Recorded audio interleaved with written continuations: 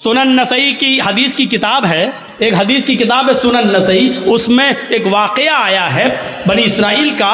उस ज़माने में एक बहुत बड़ा नेक आदमी रहता था, बहुत बड़ा नेक आदमी, पक्का सच्चा नमाजी और आबिद, इबादत गुजार, तहज्जुद गुजार, सारी इबादतें करता था, नेक आदमी। लेकिन उस ज़माने में उसके गांव की एक औरत बेवा हो चुकी थी, उसका आदमी मर चुका था। उस औरत की नज़र उस नेक आदमी के ऊपर थी कि इसको किसी तरह अपने घर बुलाया जाए और इसके साथ जिना किया जाए। सुनिए नौजवानों, तुम्हारे मतलब की बात है। अब शराब की बात आ गई तो तुम उठ के जाने लगे हो। सुनो सुनो, इबरत लो। तो उस औरत ने अपनी लौंडी से, अपनी खादिमा से कहा कि बहाने से उस नेक आदमी को, उस इबादत गुजार को बुलाओ और कह दो कि किसी मामले में हमारी मालिकन को गवाही लेनी है तुमसे। बेचारे को बुलाया गया, वो नेक आदमी, और सुनो, तहज्जुद गुजार, नमाजी, पांचों वक्त का इबादत गुजार, वो आदमी इसलिए आ गया कि उस औरत को किसी मामले में हमारी गवाही चाहिए। जो सच्ची गवाही होगी मैं दे दूंगा, जो मालूम होगा वो मैं बता दूंगा, और जो नहीं मालूम होगा उससे मैं इज्तिनाब कर लूंगा। ये शख्स नेक इबादत गुजार वहां जाता है, और जाने के बाद उस लौंडी ने एक दरवाजा खोला। दरवाजा जैसी अंदर गई, उनको लेकर ये दरवाजा बंद हो जाता है। वो कहती है अगले वाले दरवाजे में चलो।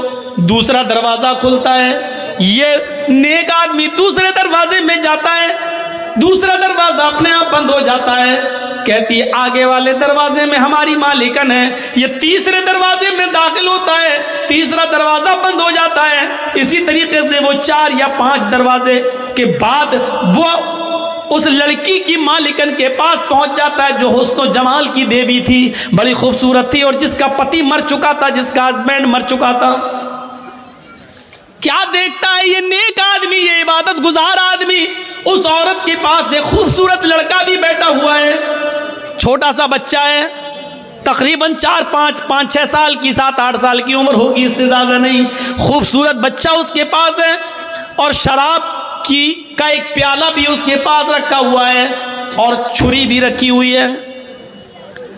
इस औरत ने कहा देखो, मैंने किसी गवाही अवाही के लिए तुम्हें नहीं बुलाया है, मैंने तुम्हें सिर्फ इसलिए बुलाया है कि उदनु मिन्नी, मेरे करीब होइए और मेरे साथ जिना कीजिए, मुझे तुमसे अपनी प्यास बुझानी है। इस आदमी ने अपने दोनों हाथों को कान पर रखा और कहने लगा वल्लाह ये काम मुझसे नहीं हो सकेगा।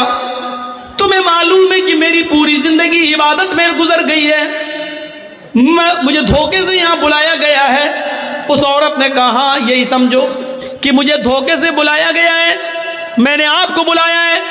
अब आपके पास 3 ऑप्शन है, उनमें से एक काम करिए आप, नहीं तो जिंदा नहीं जा सकते आप यहां से। पूछने लगा कि दूसरा ऑप्शन बताओ। उसने कहा मैं 2 ऑप्शन और देती हूं, या तो मेरे साथ जिना कीजिए, जिना नहीं कर सकते तो ये छुरी उठाइए, इस खूबसूरत जो बच्चा बैठा 7-8 साल का, इस बच्चे को कत्ल कीजिए, या तो मेरे साथ जिना कीजिए या इसके साथ इसको कत्ल कीजिए। उसने कहा कत्ल भी बहुत बड़ा गुनाह है, मैं ये भी नहीं कर सकता। फिर उसने कहा कि अगर कत्ल भी नहीं कर सकते हो तो फिर ये शराब का प्याला जो रखा हुआ है, शराब के प्याले को पी लीजिए। उसने जब देखा कि मेरे बचने का कोई रास्ता नहीं, तो वही मामला था, बड़े गुनाह से बचने के लिए छोटा गुनाह कर लिया जाए, अपनी जान को बचाने के लिए। यहां तो शिर्क करने को भी नहीं कहा जा रहा है, सिर्फ शराब पीने के लिए कहा जा रहा है। चलो, जिना करने से और कत्ल करने से बेहतर है कि शराब का प्याला उठाकर पी लिया जाए। लिहाजा इस नेक आदमी ने शराब का प्याला उठाकर पी लिया। शराब का प्याला उठाकर पी लिया तो इसको थोड़ा मजा आ गया।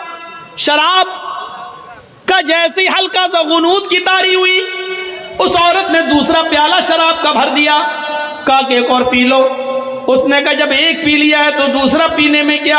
उसने दूसरा भी पी लिया, उसने एक और पिलाया, उसने तीसरा भी पी लिया, और फिर शराब के नशे में धुत होकर उसने उसके हाथ में छुरी पकड़ा दी यह आदमी शराब के नशे में था, इसलिए शराब तो पी चुका था, इसने उस बच्चे को कत्ल भी कर दिया।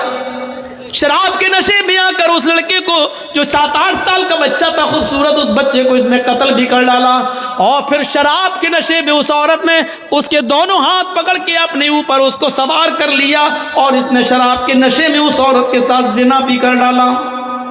गौर कीजिए, एक गुनाह करवाया जा रहा था उससे कि तू मेरे साथ जिना कर, लेकिन इसने जिना से बचने के लिए कहा कि नहीं, अल्लाह से डराया, कयामत से डराया, जहन्नम से डराया, लेकिन उस औरत के ऊपर जिना का भूत सवार था। उसने कहा अगर जिना नहीं करते हो तो कत्ल करो, कत्ल भी करने से इनकार कर दिया तो कहा शराब पियो, और जब शराब पी तो शराब पी के कत्ल भी कर डाला और जिना भी कर डाला। अल्लाह के नबी ने क्या फरमाया, शराब मत पिया करो, इसलिए कि शराब तमाम बुराइयों की जड़ है। मेरे भाइयों, न शराब पिया होता, न कत्ल किया होता, न जिना, शराब ने उससे कत्ल भी करवा दिया और जिना भी करवा दिया। फिर यह आदमी मेरे भाइयों जिंदगी भर शराबी बन गया है, गलियों में घूमता फिरता और लोगों से शराब की भीख मांगता फिरता। यह एक जन्नती आदमी था, लेकिन एक बार शराब पीने के बाद इसकी दिल की दुनिया बदली और इस हाल में मरा कि मरते वक्त भी शराब की बोतल मांग रहा था, शराब का प्याला मांग रहा था, शराब मांग रहा था, और फिर आकर शराब नहीं मरा, नहीं मिली और ऐसे ही मर जाता है। अंदाजा लगाइए कि एक प्याले शराब ने इस आदमी की जिंदगी को कैसे बदल दिया, एक जन्नती इंसान को जहन्नमी इंसान कैसे बना दिया। इसीलिए अल्लाह के नबी ने फरमाया, वला तशरबन्न खमरन फइन्नहु रासु कुल्लि ज़ंबिन कुल्ल फाहिशतिन, हर गंदी चीज की जड़ है ये शराब। नौजवानों, इस शराब को तुम हाथ मत लगाया करो, छोड़ दो इस शराब को। एक अंसारी ने दावत की मदीने के अंदर, हज़रत अली की, अब्दुर्रहमान इब्न औफ की और बहुत से सहाबा की। जब दावत कर दी, उस ज़माने में शराब हराम नहीं हुई थी, शराब की हुर्मत का ऐलान नहीं हुआ था। उस अंसारी ने सबको खाना खिलाया और खाना खिलाने के बाद शराब का जाम भी पिलवा दिया। शराब पी, हराम तो हुई नहीं थी, इसलिए जो लोग पीते थे वो पी लेते थे। शराब यहाँ पी और यहाँ मगरिब की आज़ान की आवाज़ आने लगी।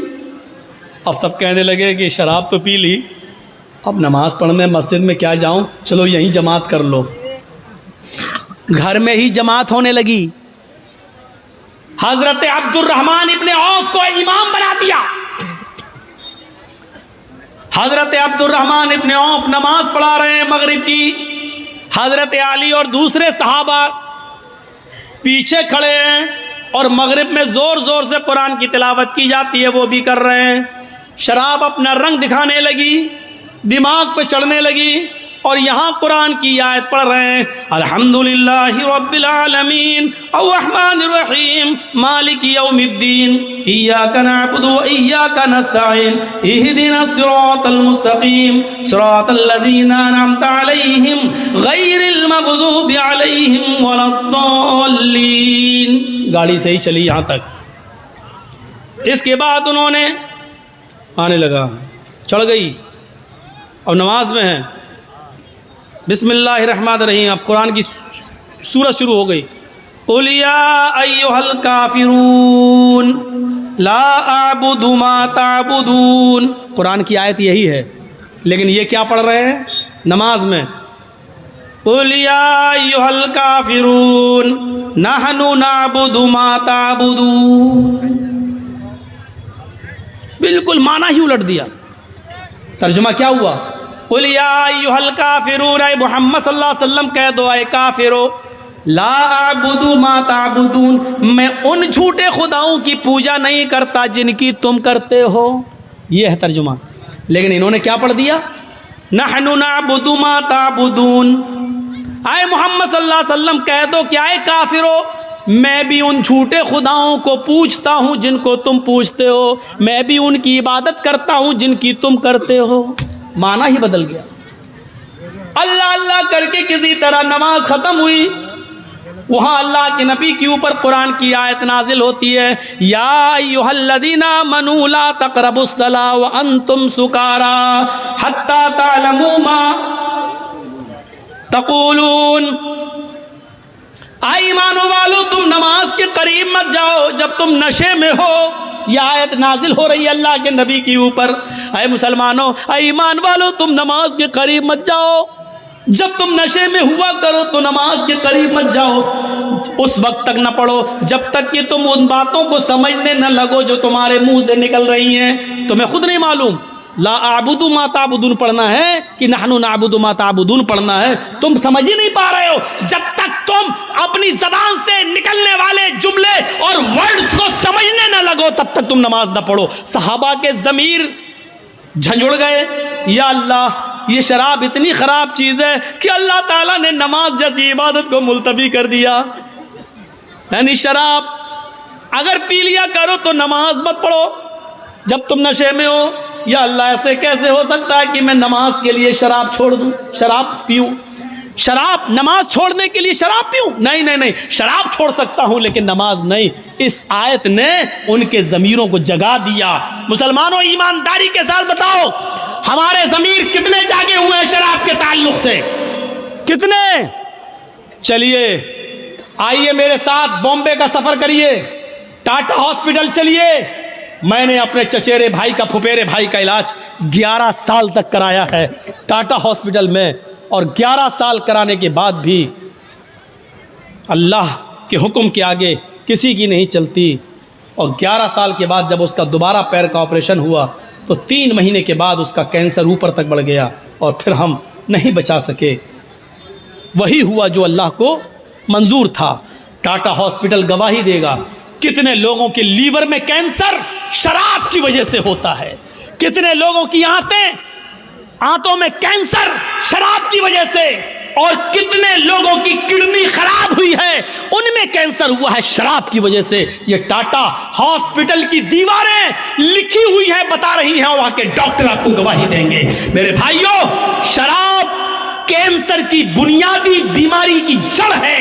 ये लीवर का कैंसर कर दे, ये दिमाग का कैंसर कर दे, ये आंतों का कैंसर कर दे, ये किडनी का कैंसर कर दे। ये जिस खून में दौड़ती है किस हिस्से को कैंसर का पेशेंट बना दे, ये कुछ नहीं कहा जा सकता है। अल्लाह के रसूल ने इसको ऐसे ही हराम करार नहीं दिया है, इसको छोड़िए। एक सहाबी हैं, शराब हराम नहीं हुई है, उन्होंने ज़्यादा पी ली है और ज़्यादा पीने के बाद फिर वो अपनी बेटी को पकड़ लिए, हाथ पकड़कर खींचने लगे, अपने रूम में ले जाने लगे जहां वो और उनकी बीवी सोती थी।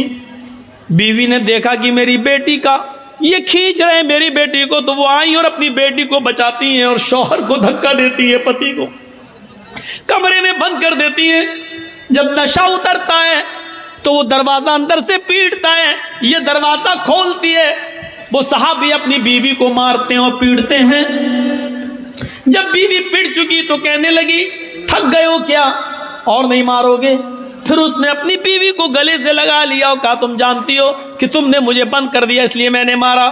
हाँ, मार तो लिया लेकिन पूछा नहीं कि क्यों मैंने बंद किया। आज तुमने शराब कुछ ज्यादा ही पी रखी थी। कहा, वो तो हो जाता है कभी कम कभी ज्यादा, अगर पी ली तो क्या हुआ? नहीं मेरे हस्बैंड, नहीं मेरे पति, आपने आज इतनी पी ली कि आप बीवी में और बेटी में अंतर नहीं कर सके, फर्क नहीं कर सके। आपने अपनी बेटी का हाथ पकड़कर खींचना शुरू कर दिया, उसके साथ गंदा काम करने का इरादा कर लिया। अगर मैं वक्त पर ना आती तो बेटी की इज्जत लुट जाती, बेटी की इज्जत तार तार हो जाती। साहबी ये जुमला सुनते आंखों में आंसू आ जाते हैं, ज़ारों की तार रोते हैं, आसमान पे नजर डालते हैं कि अल्लाह यही जुमले सुनने के लिए तूने मुझे जिंदगी दी है, क्या यही मुझे सुनना बाकी रह गया था? ये जमीन फट जाती, मैं जमीन में धंस जाता, आज के बाद कौन सा चेहरा लेकर मैं अपनी बेटी के सामने आऊंगा? फिर कहने लगे, अल्लाह तू गवाह रहना, आज के बाद मैं शराब को हाथ नहीं लगाऊंगा। जब शराब हराम नहीं हुई थी, शराब पीने की गुंजाइश मौजूद थी, जब हराम नहीं हुई थी तो लोग इसका नुकसान देखकर हमेशा छोड़ने की नीयत कर लेते थे, कसम खा लेते थे कि हम इसको हाथ नहीं लगाएंगे। नौजवानों, जब हराम नहीं हुई तब लोग इसको छोड़ने की कसम खा लेते थे। तुम्हारे नबी ने इसको हराम करार दिया है, हराम करार दिया है। जैसे सूअर का गोश्त हराम है, जैसे गधा हराम है, जैसे कुत्ते का गोश्त तुम नहीं खा सकते हो, ये हराम है, उसी तरीके से शराब हराम है। तुम कैसे पी लेते हो, कैसे तुम्हारे हलक के नीचे उतर जाती है। कुरान इसको शैतान की गंदगी कहता है। इन्नमल खमरु वल मैसिरु वल अंसाबु वल अज़लामु रिज्सुम मिन अमल शैतान। शराब, जुआ, आस्थानों के नाम पे फाल चढ़ाए हुए फाल, तीरों के फाल, जुआ और अंसाब, अज़लाम और पांसे के तीर, ये सारी की सारी चीजें रिज्सुम मिन अमल शैतान, शैतान की गंदगी है। अल्लाह ने ये नहीं कहा हराम, रिज्सुम मिन अमल शैतान, शैतान की गंदगी है। एक इंसान अपनी गंदगी नहीं खा सकता है, दूसरे की गंदगी खाना तो बहुत दूर की बात। आपने यहाँ लैट्रीन की खा के दिखाओ, नहीं खा सकते हो। आप अपनी गंदगी नहीं खा सकते हो, दूसरे की तो बहुत दूर की बात। अल्लाह ने कहा ये सब चीजें हराम नहीं, रिज्सुम मिन अमल शैतान, शैतान का पायखाना है, शैतान की गंदगी है, शैतान की लैट्रीन है। खाओ, कितना खाओगे? अल्लाह ताला ने इसको शैतान की गंदगी करार दिया है। रिज्सुम मिन अमल शैतान, ये शैतान की गंदगी है, शैतान की गंदगी। मेरे भाइयों, जरा तसव्वुर करो, मुफस्सिरीन ने लिखा है हराम की जगह पर यहाँ अल्लाह ने रिज्स क्यों इस्तेमाल किया, ताकि आदमी के माइंड में, दिमाग में रहे कि जब अपनी गंदगी नहीं खा सकते हैं तो शैतान की गंदगी। यानी जितनी आप गंदगी से, पायखाने से, लैट्रीन से नफरत करते हो, उससे कहीं ज्यादा शराब से नफरत करनी चाहिए, लेकिन हम नहीं करें। सहाबी बेटी का हाथ पकड़ सकते हैं, क्या हम और आप सहाबा से बढ़कर हैं? क्या शराब के नशे में आकर हम अपनी बहन और अपनी बेटी का हाथ नहीं पकड़ सकते? और अल्लाह के रसूल ने तो कहा है, कयामत की निशानियों में से एक निशानी ये बताई, ला यातियन्ना अला उम्मती मा अता अला बनी इसराइल, बनी इसराइल ने जो किया वो मेरी उम्मत भी करेगी। हज़वन नाली बिन नाल, जैसे पैरों में पहनने वाले जूते बराबर होते हैं, मेरी उम्मत में और बनी इसराइल में कोई फर्क नहीं होगा।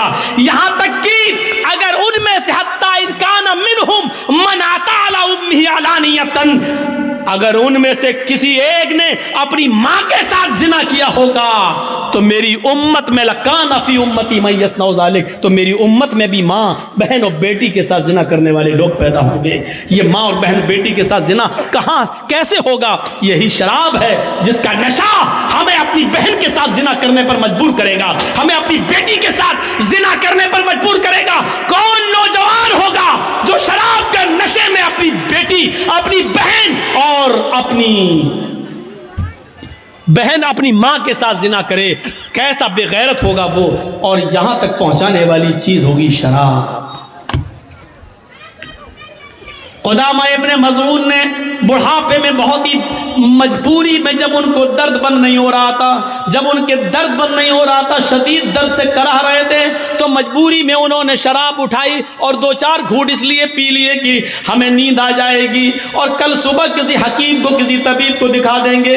वो 85-90 साल का बूढ़ा क़ुदामा इब्न मज़ऊन, जिन्होंने अल्लाह के नबी का ज़माना पाया, जिन्होंने हज़रत अबू बकर का ज़माना पाया, जिन्होंने हज़रत उमर का ज़माना पाया, हज़रत उमर फारूक के ज़माने में उन्होंने थोड़ी सी शराब इसलिए पी ली कि रात में उनको दर्द हो रहा था और दर्द की वजह से वो करवटें बदल रहे थे, उनको नींद नहीं आ रही थी। उनके घर में, उनके घर के किसी मेंबर ने उनको थोड़ी सी शराब पिला दी कि ले लो, सो जाओगे, नींद आ जाएगी और कल सुबह किसी हकीम को दिखा देना। लेकिन ये खबर उमर फारूक के कानों तक पहुंच गई। हज़रत उमर ने इस 90 साल के बुढ़े को, क़ुदामा इब्न मज़ऊन को तलब किया, उनसे पूछा। उन्होंने कहा बहुत तेज दर्द हो रहा था, उस दर्द की वजह से मैंने मजबूरी में शराब पी ली थी ताकि दर्द बंद हो जाए। हजरत उमर ने कहा अफसोस है कि तुमने मजबूरी में पी, लेकिन मोहम्मद रसूलुल्लाह ने शराब मजबूरी में भी पीने की इजाजत नहीं दी है। हमें कोई ऐसी चीज नहीं मिलती कि बीमारी में या मजबूरी में अल्लाह के नबी ने कभी शराब किसी को पिलाई हो। आए क़ुदामा, तुम्हें कोड़े मारे जाए जाएंगे। सारे सहाबा कहते हैं आप इतने बूढ़े आदमी को कोड़े कैसे मार सकते हैं? हजरत उमर की दलील ये थी, इनको कोड़े न मारने की कोई दलील दे दो या अल्लाह के रसूल की कोई हदीस मुझे बता दो कि बूढ़े आदमी को कोड़े न लगाए जाएं, हम इनको छोड़ देंगे। लोगों ने फिर मीटिंग की और कहा ठीक है कोड़े मारना ही है, 40 तो मारो, लेकिन इनको सही हो जाने दो, इनकी तबीयत खराब है, ये लाठी लेकर चल रहे हैं, बिस्तर पर लेटे रहते हैं, अब इनको कुछ ताकत आ जाने दो फिर कोड़े मार लेना। हजरत उमर ने कहा इनको अगर हफ्ते 10 दिन की मोहलत में दे भी दूं और इनसे कह दूं कि घर जाओ, 10 दिन बाद कोड़े लगाए जाएंगे, लेकिन लोगों अगर उन 10 दिनों में मैं ही मर जाऊं, मेरा इंतकाल हो जाए, तो मैं अपने रब को क्या मुंह दिखाऊंगा? फिर कुदामा इब्न मज़ून को खड़ा कर दिया हजरत उमर फारूक ने, और इस 90 साल के बूढ़े को जिसने मजबूरी में शराब पी थी उनको 40 कोड़े मारे गए।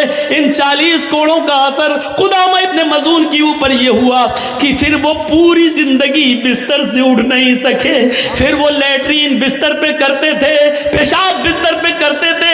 वो 1 साल 1.5 साल 2 साल उसके बाद जिंदा रहे, लेकिन जितने दिन जिंदा रहे वो बिस्तर से उठ नहीं सके। हजरत उमर के कोड़े मारने के बाद यहां तक कि उसी हाल में उनका इंतकाल होता है। मेरे भाइयों, हजरत उमर फारूक ने इन चीजों की परवाह नहीं कि उस बूढ़े आदमी को भी कोड़े मारे। नौजवानों गौर करो, जिस शराब के पीने पर बूढ़े आदमी को नहीं छोड़ा गया, कुदामा इब्न मज़ून को नहीं छोड़ा गया, पूरी जिंदगी उनकी बिस्तर पर एड़ियां रगड़ रगड़ कर गुजर गई। फिर वो बिस्तर से कभी उठ नहीं सके, पेशाब और पायखाना तक उन्होंने बिस्तर पे किया, उनकी बीवी उनके बच्चे उसको साफ करते रहे, लेकिन उमर फारूक ने इसकी कोई परवाह नहीं की। ये शराब पीने वालों की सजा है इस्लाम के अंदर। हम और आप इसलिए बचे हुए हैं क्योंकि मेरे भाइयों यहाँ इस्लाम का कानून नहीं है। मेरे भाइयों, इस्लाम का कानून नहीं है इंडिया में, तो क्या हुआ? अपने दिलों पर इस्लाम नाफिज करो। सबसे बड़ा मुसलमान वो है जो इस्लाम के कानून को अपने दिल पर नाफिज करे, जो शरीयत को खुद अपने दिल से माने, मोहम्मद रसूलुल्लाह के बताए हुए रास्ते पर खुद चले और दूसरों को चलने का हुक्म दे। मेरे भाइयों, ये है वला तशरबन्न खमरन फइन्नहु रासु कुल्लि फाहिशतिन, हर बुराई की जड़ है, इसलिए शराब मत पीना। और 5वीं चीज ये बताई, व इय्याका बिल मासिया फइन्न बिल मासियति हल्ला सखतुल्लाह। लोगों, समाज में कभी नाफरमानी के काम मत करना। जब नाफरमानी के काम करोगे, पाप और गुनाह के काम करोगे, तो याद रखना अल्लाह का अजाब तुम्हारे ऊपर आ जाएगा। ये अल्लाह का अजाब हमारे ऊपर है। आज पेट्रोल 100 पार कर चुका है। ये क्या है? क्या ये अल्लाह का अजाब नहीं है? जब गुनाह करोगे तो अल्लाह का अजाब हलाल हो जाएगा, बारिश रोक ली जाएगी। बहुत सी जगहों से बारिश रोक दी जाती है। क्या ये अल्लाह का अजाब नहीं है? हाँ, ये भी अल्लाह का अजाब है कि जब तुम नाफरमानी के काम ज्यादा करोगे तो अल्लाह तुम्हारे ऊपर गलत जालिम सरकारें बिठा देगा। आज भारत को जालिम आदमी मिलता है, हिटलर मिलता है, हज्जाज इब्न यूसुफ की तरह एक जुल्म करने वाला इंसान मिलता है जो 750 किसानों के मरने के बाद 2 मिनट का मौन नहीं रख सकता है, उनको सांत्वना नहीं दे सकता है, उनके लिए 2 प्यार के शब्द नहीं बोल सकता है। जब एनआरसी और सीए पर मुसलमानों को गोलियों से मारा जा रहा था तो उनके लिए एक रहम का लफ्ज उसकी जबान से नहीं निकल सकता है। यह हमारी नाफरमानी का नतीजा है। जब तुम गुनाह करोगे तो हम तुम्हारे ऊपर जालिम और जाबिर हुक्मरा बिठा देंगे। ये अल्लाह का अजाब नहीं तो और क्या है हमारे ऊपर, क्योंकि हम गुनाहों से अपनी ज़िंदगी को लबरेज किए हुए हैं, भरे हुए हैं। हमें अपनी ज़िंदगियों को गुनाहों से बचाना है। मैंने 5 चीज़ें बताई हैं, 5 चीज़ें अभी बाकी हैं, सिर्फ सुन लो वो 5 चीज़ें क्या हैं। पहली चीज़, शिर्क मत करना, चाहे जला दिया जाए या कत्ल कर दिया जाए, एक चीज़। दूसरी चीज़, माँ बाप की नाफरमानी कभी मत करना, चाहे वो तुम्हें अपने घर से निकाल दें या बीवी बच्चों से बेदखल कर दें। तीसरी चीज़, फ़र्ज नमाज कभी जानबूझकर मत छोड़ना। जिस समाज में फ़र्ज नमाज छोड़ दी जाती है, अल्लाह की जिम्मेदारी उस समाज के ऊपर से उड़ जाती है। चौथी चीज़, शराब कभी मत पीना, इसलिए कि ये तमाम बुराइयों की और गंदगियों की जड़ है। पांचवी चीज़, अल्लाह की नाफरमानी का कोई काम मत करना। जहाँ नाफरमानी होती है उस बस्ती पर अल्लाह का अज़ाब हलाल हो जाता है, यानी अल्लाह को फिर परवाह नहीं होती किसी भी तरीके से, फिर अल्लाह का अज़ाब उस बस्ती पे आ जाता है। इन 5 चीज़ों की मैंने तशरीह कर दी। छठी चीज़, इय्याका वल फ़रार मिन अज़्ज़हफ़ व इन हलकन नास। मैदान जंग हो रही हो, लड़ाई हो रही हो, आप जंग लड़ रहे हो, हिंदुस्तान में तो ये मुमकिन ही नहीं है। अगर आप जिहाद कर रहे हो तो पीठ फेर के कभी मत भागना, चाहे लोग हलाक हो रहे हों, यानी बहादुरी की मौत मर जाना, बुज़दिली की पीठ मत दिखाना। कभी भी मैदान जंग से मुंह फेर कर पीठ दिखा के मत भागना। लड़ना, चाहे मर जाओ, मर जाना गवारा कर लेना, लेकिन काफिर के सामने हथियार डाल के भागना गवारा मत करना। ये छठी चीज़ है। 7वीं चीज़, अल्लाह के नबी सल्लल्लाहु अलैहि वसल्लम ने फरमाई कि व इन असाबन्नास मौतुन व अंत फीहिम फस्बुत। अगर किसी मुल्क में या किसी शहर में या किसी मोहल्ले में बीमारी हो और वो बीमारी फैल रही हो तो तुम उस गांव में मौजूद हो तो वहीं पर रुक जाना, दूसरी जगह मत जाना। ताऊन एक बीमारी थी, अल्लाह के रसूल ने कहा कि अगर वो फैली हुई है तो तुम अपने गांव में हो तो गांव में रहना, दूसरी जगह मत जाना। क्यों? इसलिए कि ये बीमारी तुम दूसरी जगह जाओगे तो दूसरी शहर में भी फैल जाएगी। अपने ही इलाके में रहना, अगरचे मौतें हो रही हों ये देखकर कि यहाँ तो लोग मर रहे हैं, ताउन से छोड़ के भागो। कोरोना पर भी ये चीज़ लागू होगी, कोरोना पर भी ये चीज़ लागू होगी। एक आदमी कोरोना का मरीज दूसरी जगह जाएगा, उसको भी मरीज। आप अपने इलाके में रहिए। व इन असा व इज़ा असाबन्नास मौतुन व अंत फीहिम, अगरचे मौत क्यों ना हो रही हो लेकिन बस्ती छोड़ के कभी मत जाना। ये 7वीं चीज़। और 8वीं चीज़ बड़ी अजीब है, इस पे बोलना था लेकिन नहीं बोल पाया। 8वीं चीज़ क्या है? वो अनफ़िक़ अला अयालिक मिन तूलिक, अपनी फैमिली पर, अपने बीवी और अपने बच्चों पर ज़रूरत के मुताबिक खर्च करो, कंजूसी मत करो। बीवी को खर्चा दो जितना दे सकते हो, जितना मुनासिब है। बच्चों की पढ़ाई लिखाई का खर्चा, बीवी का खर्चा, कपड़ा लत्ता, खाना पीना। मेरी बहनें अगर हैं तो सुनो, आज तुम्हें खुश कर देता हूँ। अगर तुम्हारा पति तुम्हें पूरा खर्चा नहीं देता है तो तुम अपने पति की जेब से उतना पैसा उसको बताए बगैर ले सकती हो जितनी तुम्हें ज़रूरत है। माफ़ कीजिएगा, 150 रुपये साड़ी की ज़रूरत है तो 3000 मत लेना। मैं ये बातें बहुत कम बताता हूँ, इसलिए कि एक जलसे में हम अपनी बीवी को लेकर गए थे और वहाँ हमने ये बता दिया, दूसरे दिन मेरी ही जेब से 5000 गायब हो गए। तो इसलिए थोड़ा डर लगता है, औरतें नाजायज़ फ़ायदा उठाने लगती हैं। फिर बीवियों को चाहिए कि वो अपने शौहर की जेब से उतना लें जितने में बच्चों का, और वो बगैर बताए भी ले सकती है। इसको चोरी में नहीं लिखा जाएगा, क्योंकि औरत आपके पैसों की हकदार है और आप अपने बच्चों पर खर्च करें, ये आपकी जिम्मेदारी बनती है। बहुत ज़्यादा नहीं, बिल्कुल कंजूसी भी नहीं। अब आधा किलो गोश्त की ज़रूरत है, आप 250 ग्राम ला के देना, इतनी पका चल, ये भी नहीं खर्च कीजिए। मियाँ बीवी में बहुत प्यार मोहब्बत भी होनी चाहिए। और सुनो, औरतें अगर कभी गुस्सा हों तो शौहरों को चाहिए, आप लोगों को, हमें और आपको, कि उनकी कुछ सुन लें। ज़रूरी नहीं कि अपनी बीवी की हर बात का जवाब दें। हज़रत उमर फ़ारूक के पास एक नौजवान आया शिकायत लेकर अपनी बीवी की, तो उनके एक बाहर कमरा बना हुआ था, उस कमरे में बैठ गया। तो क्या अभी हज़रत उमर निकलेंगे तो अपनी बीवी की शिकायत करेंगे, लेकिन देख रहा है कि अंदर आवाज़ आ रही है। दरवाजे पे कान लगाया तो क्या सुन रहा है कि उनकी बीवी उमर के ऊपर बरस रही हैं, साहब तुम तो चले जाते, पकने को कौन लाएगा, खाने को कौन लाएगा, आटा कौन लाएगा, चावल कौन लाएगा, ये कौन लाएगा, तुम तो चले जाते हो, तुम्हें फिक्र होती है फिर घर की। हज़रत उमर सर नीचे डाल के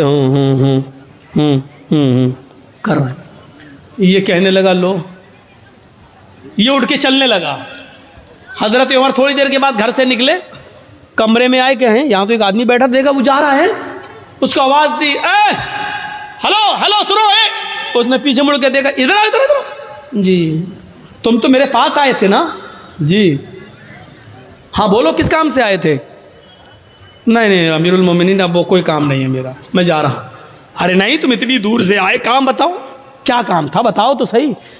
कहा वो मेरा क्या काम था, वो था लेकिन वो आपके बस का नहीं है। मैं अमीरुल मोमिनीन हूँ, मेरे बस का नहीं है, मुझे लोगों की खिदमत के लिए लोगों ने अमीर बनाया और मेरे बस का नहीं है। कहा अमीरुल मोमिनीन, मेरी बीवी मुझे उल्टा सीधा बोलती है, इतना बोलती है मैं सुन नहीं पाता हूँ, मैं ये शिकायत लेके आया, मैंने सोचा आपसे करेंगे, सुन रहा हूँ या देखता हूँ कि आप तो खुद ही उसी बीमारी में मुब्तला, आप तो खुद अपनी बीवी के सुन रहे हैं, तो मैंने सोचा कि जब आप खुद अपना इलाज नहीं कर पा रहे तो मेरा क्या करेंगे, मैं चल दिया। कहा बैठो, सुनो।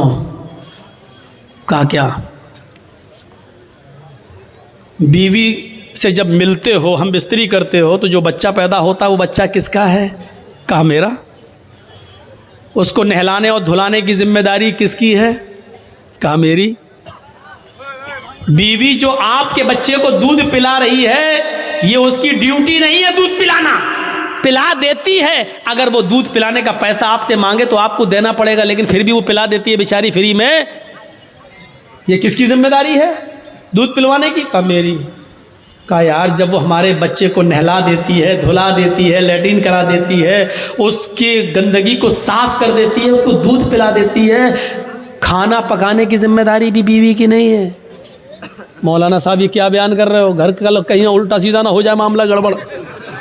यकीन मानिए, जब आपका निकाह होता है तो आपसे कहा जाता है कि आपका निकाह फला फला की बेटी के साथ इतने इतने रुपए मेहर के इवज अलावा नान नफका आपके साथ आपके निकाह में दिया जा रहा है कि आपने कबूल किया, तब आप कहते हैं मैंने कबूल किया। उसमें आपको क्या कहा जाता है? इतना मेहर है अलावा नान नफका, यानी नान मानी रोटी, नफका मानी खर्चा, यानी रोटी और कपड़ा खर्चा ये सब अलग, इसके अलावा रोटी आपको देना है, खाना आपको देना है। अगर वो नहीं पकाती है तो आप उससे ज़बरदस्ती नहीं पकवा सकते हैं, और खाना आपको खिलाना पड़ेगा, खुद पकाओ खिलाओ या होटल से लाओ खिलाओ, लेकिन वो खिला देती है और पका देती है। तो क्या तुम इतना भी नहीं सुन सकते हो?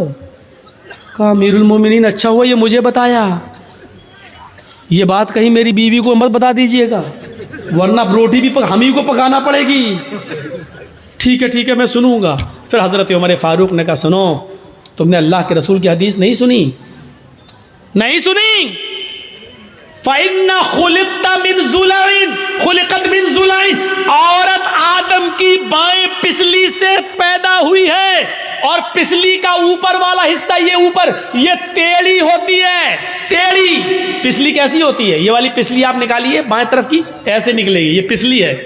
अल्लाह के नबी कहते हैं कि ये आदम की पिसली से पैदा है बाएं, और पिसली टेढ़ी होती है। फ़इन ज़हब्ता तुक़ीमुहु कसरतहु, अगर तुमने इस पिसली को सीधा करने की कोशिश की तो पिसली सीधी नहीं होगी, ऐसे करोगे यहां तक हो जाएगी, बस ये टूट जाएगी, सीधी नहीं होगी।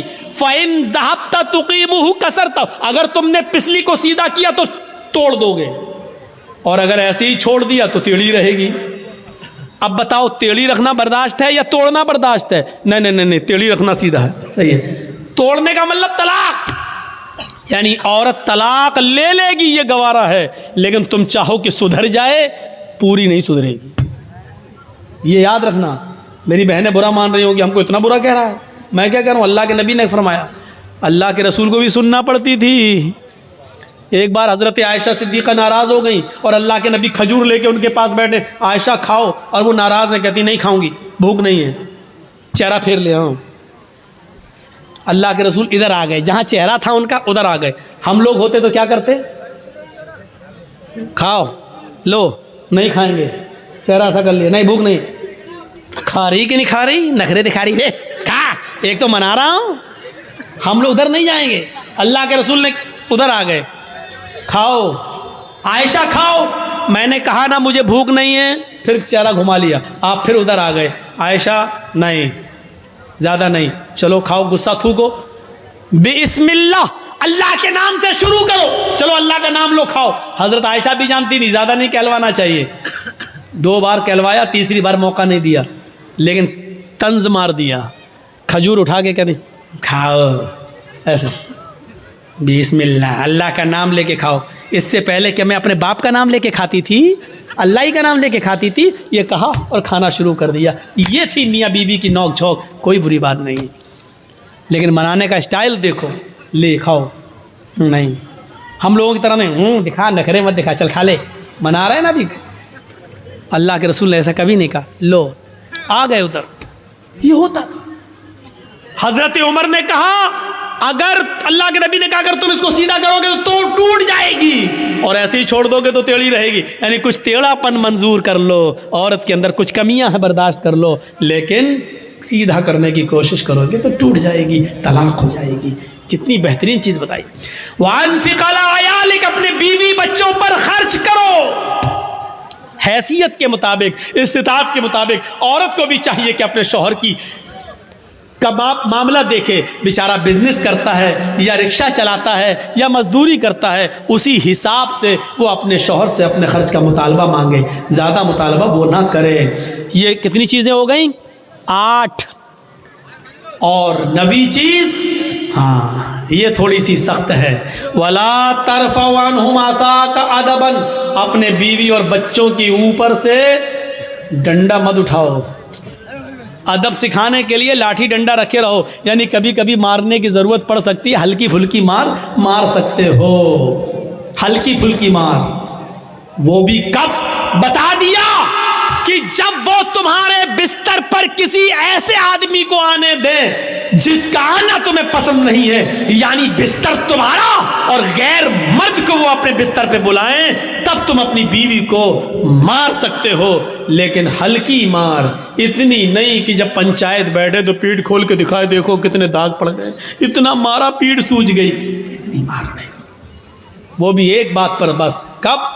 जब वो तुम्हारे बिस्तर पर किसी गैर मर्द को बुलाएं। मेरा मतलब आप समझ रहे होंगे, यानी आपको छोड़कर किसी गैर मर्द से ताल्लुक़ कायम कर लें, तब आप अपनी बीवी को मार सकते। उस वक्त भी तलाक मत दीजिए, उस वक्त भी समझाइए, मारिए हल्की, ताकि वो सुधर जाए। बिस्तर अलग कर दीजिए, कमरा अलग कर दीजिए, लेकिन घर में ही रखिए आप उसको। हो सकता है अल्लाह ताला फिर मोहब्बत पैदा कर दे। मेरे भाइयों, और इसके बाद भी नहीं सुधरती है, तब तलाक की नौबत आती है। ये 9 चीज़ें हो गई हैं। वला तरफ़उ अन्हुम असाका अदबन व अख़िफ़हुम फ़िल्लाह, और अपने बीवी बच्चों को अल्लाह से डराते रहो। अल्लाह के नबी ने अपनी बीवी बच्चों को अल्लाह से डराया। या फातिमा बिन्त मुहम्मद अनक़ज़ी नफ़्सकी मिनन नार, मेरी बेटी फातिमा दुनिया में अमल कर, ये मत समझना कि तेरा बाप नबी है तुझे अल्लाह के अज़ाब से बचा लेगा। नहीं, दुनिया में अमल कर, तेरा बाप क़यामत के दिन कोई काम नहीं आएगा। सलीनी मिन माली मा शि'त इन्नी ला उग़नी अन्की मिनल्लाहि शै'a, मेरी बेटी दुनिया में जो चाहे मुझसे मांग ले, जो लेना चाहे मुझसे ले ले, मैं देने के लिए तैयार हूँ, लेकिन क़यामत के दिन मैं तुझे अल्लाह के अज़ाब से नहीं बचा सकता। तुझे अमल करना होगा। अल्लाह से डराया। आप अपने बीवी बच्चों को अल्लाह से डराते रहिए। 12:40 हो चुके हैं। मेरे भाई, हम अल्लाह से दुआ करते हैं कि बारे अल्लाह हमारी ख़ताओं को माफ़ फरमा दे, हमारे गुनाहों को बख्श दे, ये 10 चीज़ें हमारे अंदर पैदा फरमा दे। शिर्क से हमें बचा ले, माँ बाप का फरमा बरदार बना दे, 5 वक्त का नमाजी बना दे। शराब हमको और हमारे मुआशरे को शराब से पाक व साफ़ कर दे, गुनाहों के कामों से हमें बचा ले। अल्लाह जब तक तो हमें ज़िंदा रख, इस्लाम पर ज़िंदा रखना, और जब हमारा ख़ात्मा हो तो ईमान पर हमारा ख़ात्मा फरमाना। वमा अलैना इल्लल बलागुल मुबीन व आखिरु दावाना अनिल हम्दुलिल्लाहि रब्बिल आलमीन। अस्सलामु अलैकुम व रहमतुल्लाहि व बरकातुहू। आप लोगों से गुजारिश है कि जो लोग